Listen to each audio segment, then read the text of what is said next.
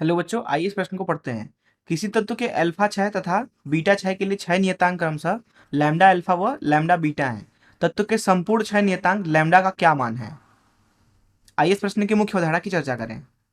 तो दरअसल एक रेडियोएक्टिव क्षय अभिक्रिया दरअसल प्रथम कोटि की अभिक्रिया होती है।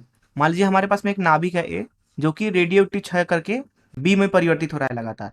टी बराबर 0 समय पे मान लीजिए इसकी संख्या एन नॉट है तथा क्षय होने के टी समय पश्चात ए की जो बची हुई संख्या है वो एन है।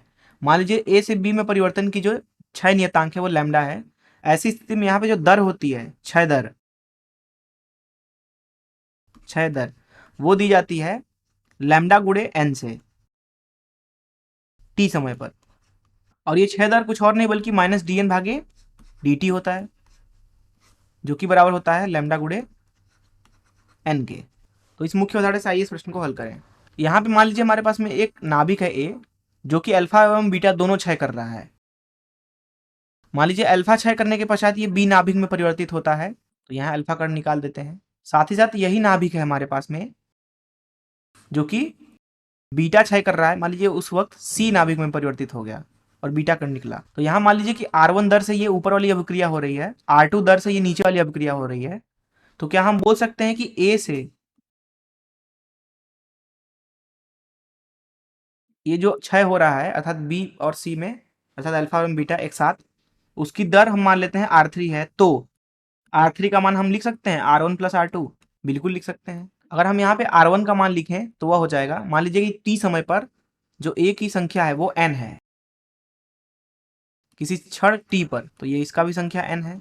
ऐसी स्थिति में यहाँ पे R1 का मान लिखा जाएगा, R1 बराबर, क्योंकि ये अल्फा क्षय है तो इसका क्षय नियतांक लैम्डा अल्फा है। वहीं ये अगर वहीं यहाँ पे बीटा क्षय हो रहा है तो इसका क्षय नियतांक लैम्डा बीटा है। तो यहाँ लिख सकते हैं n गुणे लैम्डा अल्फा, ये हो गया R1। R2 का मान लिखना चाहे तो वो हो जाएगा n गुणे लैम्डा बीटा। वहीं बात करें R3 की, तो R3 का मान लिखा जा सकता है n गुणे लैम्डा के बराबर। तो यहाँ से हम लिख सकते हैं कि R1 प्लस R2 बराबर R3। तो यहाँ से जो हमें मान मिल रहा है वो मिल रहा है n lambda alpha plus lambda beta, ये बराबर आ रहा है n गुणे लैम्डा के। तो यहाँ से हम लैम्डा का मान लिख सकते हैं लैम्डा बराबर lambda alpha plus lambda beta. और यही हमसे पूछा गया था कि लैम्डा का मान क्या है लैम्डा अल्फा और लैम्डा बीटा के पद में।